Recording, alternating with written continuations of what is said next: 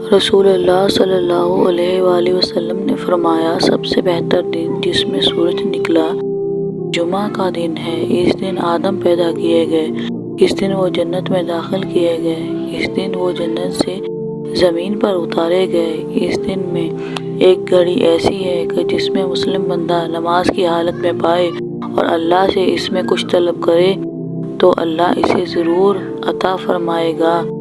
ابو ہریرہ رضی اللہ تعالیٰ عنہ کہتے ہیں، پھر میں عبداللہ بن سلام سے ملا اور ان سے اس دن کا ذکر کیا تو انہوں نے کہا، میں یہ گھڑی اچھی طرح جانتا ہوں۔ میں نے کہا، مجھے بھی اس کے بارے میں بتائیے اور اس سلسلے میں مجھ سے بخل نہ کیجیے۔ انہوں نے کہا، یہ عصر کے بعد سے لے کر سورج ڈوبنے کے درمیان ہے۔